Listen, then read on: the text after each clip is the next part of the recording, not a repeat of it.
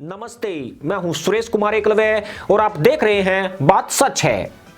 China पाक आर्थिक गलियारे की आड़ में चीन ने एक बड़ा दांव चल दिया है।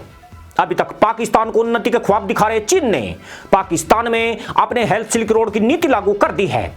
यह चीन की इतनी बड़ी योजना है जिसमें सिर्फ पाकिस्तानी नहीं बल्कि जो भी देश चीन के हेल्थ सिल्क रोड प्रोजेक्ट का हिस्सा बनेगा उस देश की तमाम स्वास्थ्य सुविधाएं चीन के कब्जे में आ जाएगी।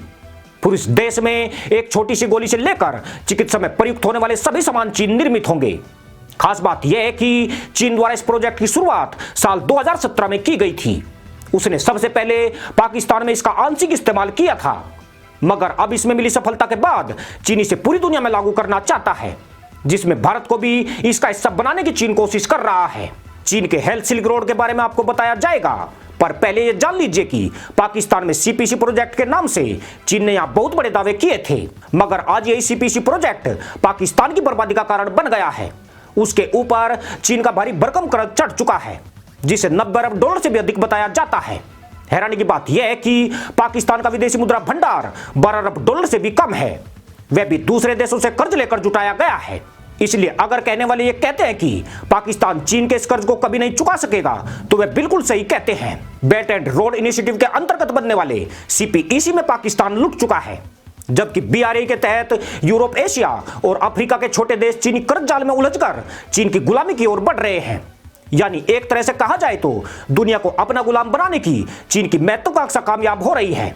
सिर्फ पाकिस्तानी नहीं बल्कि Myanmar, Maldives, Djibouti, Laos, Nepal, Bangladesh जैसे देश अब चीनी चंगुल में फंस चुके हैं।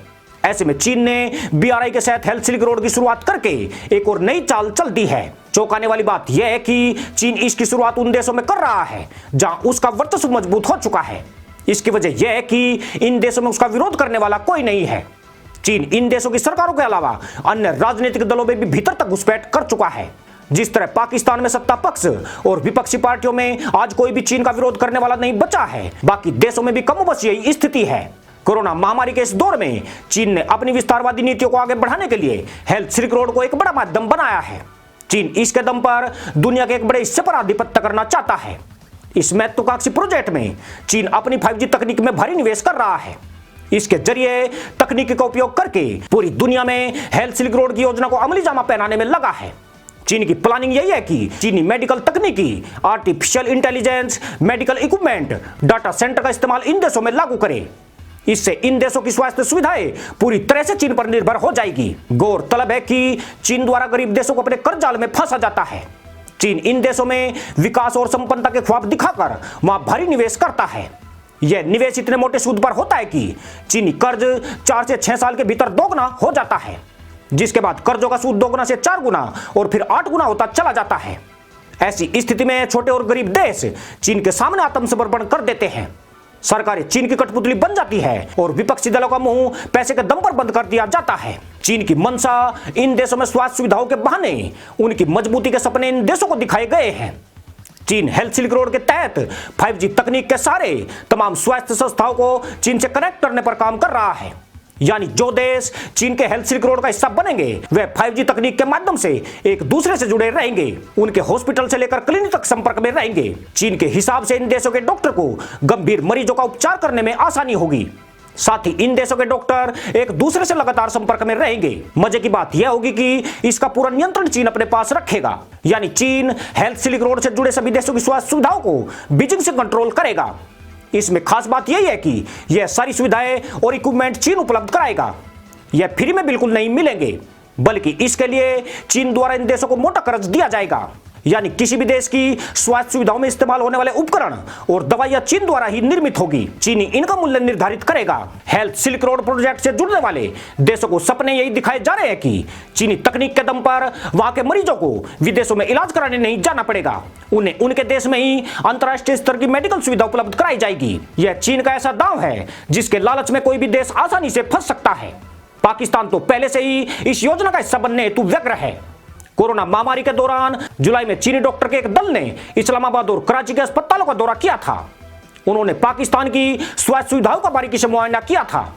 तब यह भी तय हुआ था कि चीन के सीनियर डॉक्टर्स की एक टीम पाकिस्तानी डॉक्टर के संपर्क में रहेगी, जो चीन में रहकर इन डॉक्टर को गाइड करेगी। बताया जाता है कि चीनी डॉक्टर्स के कहने पर ही पाकिस्तान ने उन कोरोना मरीजों के टेस्ट नहीं किए जिनमें वायरस के लक्षण नजर नहीं आ रहे थे। साथ ही कोरोना मरीजों को हॉस्पिटल में एडमिट करने की बजाय होम क्वारंटीन करने पर ज्यादा जोर लगाया।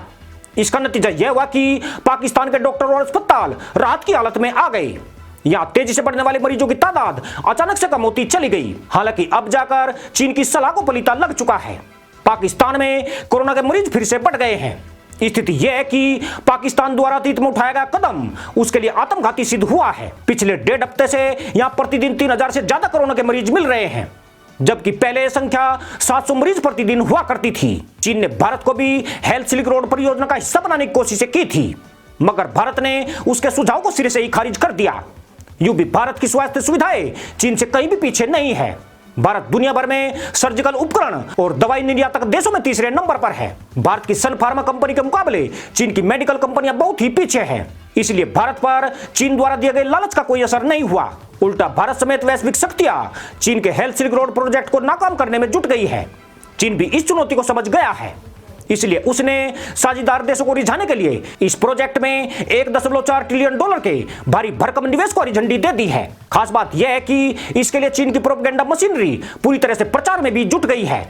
मतलब साफ है कि चीन किसी भी सूरत में भारत और अन्य देशों से उत्पन्न चुनौती से निपटने की तैयारी कर चुका है। चीनी कम्युनिस्ट पार्टी के महासचिव Xi Jinping health silk road project को बेल्ट एंड रोड इनिशिएटिव के साथ साथ चलाना चाहते हैं। मकसद यही है कि छोटे और गरीब देशों को किसी न किसी तरीके से अपने कब्जे में रखा जाए। चीन का उद्देश्य दुनिया के विकास से बिल्कुल नहीं है, बल्कि वे हर प्रोजेक्ट के पीछे बड़े मंसूबे पाले हुए हैं। शी जिनपिंग के तानाशाह बनने के बाद इस प्रोजेक्ट में तेजी आई है। खास बात यह है कि चीन की विस्तारवादी नीतियों का पहला शिकार उसके पड़ोसी देश ही बने हैं, जिनमें पाकिस्तान नेपाल में उसकी पकड़ काफी मजबूत हुई है। पाकिस्तान तो एक तरह से चीन का उपनिवेश बन गया है। सिर्फ चाइना पाक आर्थिक गलियारे ने पाकिस्तान को चीनी कॉलोनी में तब्दील कर दिया है। हेल्थ सिल्क रोड के लागू होने पर इस तपेले रूपी मदरसे की हालत और भी खराब हो सकती है। भारत ने नेपाल, बांग्लादेश, मालदीव और म्यांमार को चीन के इस नए खतरे से आगाह किया है, साथ ही उससे बचने की सलाह भी दी है। श्रीलंका को भी पूरी तरह सतर्क कर दिया गया है और उसे हेल्थ सिल्क रोड के झांसे में नहीं आने की सलाह दी गई है, क्योंकि मीठी गोली दिखने वाला यह प्रोजेक्ट कुनैन की गोली से भी कहीं कड़वा है। इसी के साथ अनुमति दोस्तों। जय जवान, जय किसान, जय हिंद, वंदे मातरम।